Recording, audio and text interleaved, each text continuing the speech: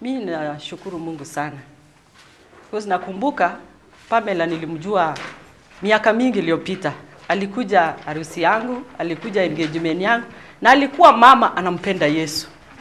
Nikiwa msichana mdogo na muangalia hivi, nikakuja Nairobi, akanikaribisha. Akiwa hata nikiwa kazini ananipigia, "Uko wapi Karo?" Namwambia, "Leo niko off. Unaweza kuja?" Namwambia, "Naweza kuja." Naenda huko kwake na another lady friend yake, wanaingia gari na vile walikuwa wanacheka, vile wanapenda Mungu. I used to admire and I say, "God, this is the God I want." Nikaambia Mungu, siku moja nataka kuwa anacheka kama hawa wadada wawili. Wananipenda lakini sijajua Mungu kiwango wamejua. Akakuwa ananikaribisha, tunatembea akifanya biashara. Sikuwa nimefanya biashara. Sikuwa nimejua lolote because I was a young girl who just came to Nairobi in 90s. Na nilipokuja aliponikaribisha mpaka siku moja sasa nikapata shida. Na mimi nikiwa nafikiria najua Mungu. Nikapata shida, nikaenda kwa ofisi yake nikamwambia, leo niko na shida. Na nikakuwa ninalia, ananiangalia tu. Nasema, kwani huyu mama haoni shida yangu? Haoni shida yangu, ananiangalia, haoni shida yangu. Mwisho akaniambia, "Nimesikia maneno yako yote, lakini mimi sina jawabu. Jawabu inatoka kwa Mungu." Na mimi leo Tuesday huwa naendanga Obareta kuomba Mungu. That was 2005. Tukaenda naye. Kwenda naye akaniombea, akaniambia, "Karo, uko ready kumpokea Yesu?" Nikamwambia, "Kama huyu Yesu ndiye atafuta shida zangu zote, mimi namwamini." Namwamini Mungu kwa sababu nilikuwa hata naomba nijue Mungu yule wewe unamjua. Kwa sababu mimi nilikuwa naenda kanisa kawaida. Ikifika Jumapili nachukua Biblia yangu naimba, napenda kuimba. Naimba. Akaniombea. Tukatoka huko chini ya Boreta, tukaingia gari yake, alikuwa naenda biashara, sikumbuki ilikuwa wapi, that is many years down the line. Alipokuwa kwa gari yake anaendelea kunihubiria. Nikalala kwa ile gari na sijawahi lala miaka zingine nikiwa kwa gari yake. Nakumbuka it was a G-Touring. Nikalala. When I woke up, I was speaking the words of heaven. I was a joyful girl. All those tribulations that I had, the problems that I was telling this lady, it's gone. I was seeing a glory and I was seeing heaven. I was seeing mimi nimebadilika. Nimekuwa mtoto mwingine, nimekuwa msichana mrembo.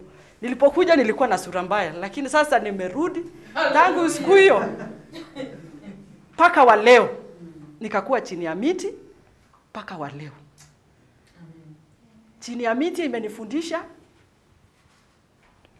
Tukakuja Kitengela.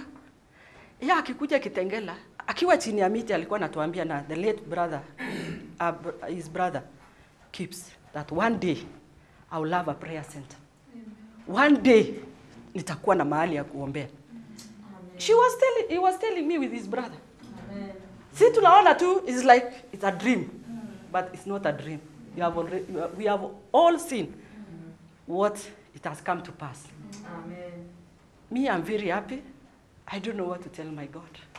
Tukakuja Kitengela, akikuja kutafuta shamba, akapata shamba. Akasema, "Wamama kujeni. Nimepata mahali ya shamba, lakini kuna shamba ingine inanunuli." Tukafundishwa biashara, tukafundishwa neno la Mungu. Nikiwaambia wapendo, huyu Mungu ni wa kweli. Na huyu Mungu anarudi kutuchukua. Tukakuja Kitengela, tukakuja hapa hakuko na miti.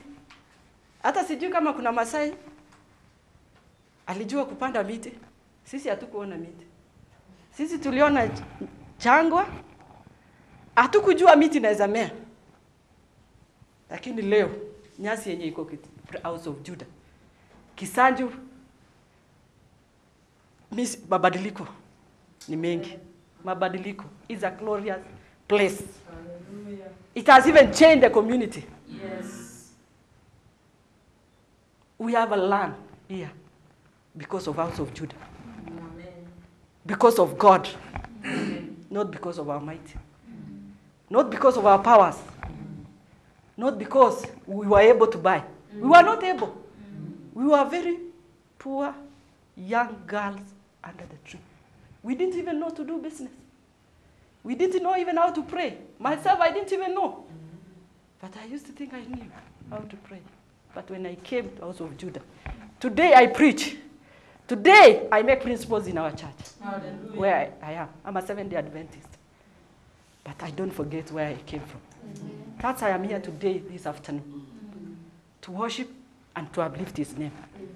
Because in my church today, I teach about cleanliness. I was given health department. I teach women about business.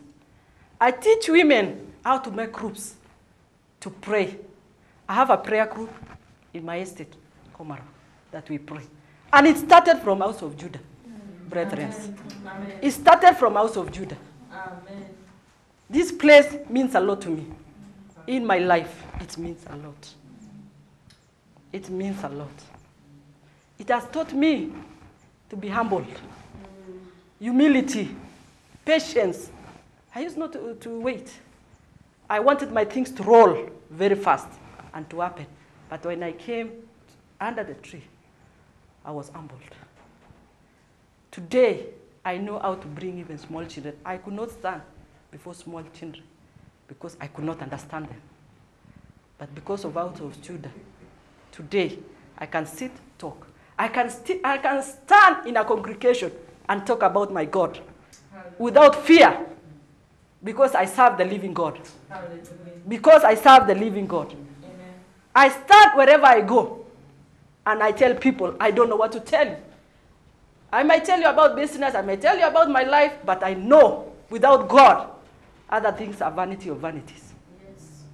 It all started, the beginning of wisdom is to know God. And the rest shall be added. And we have been added because we started with God.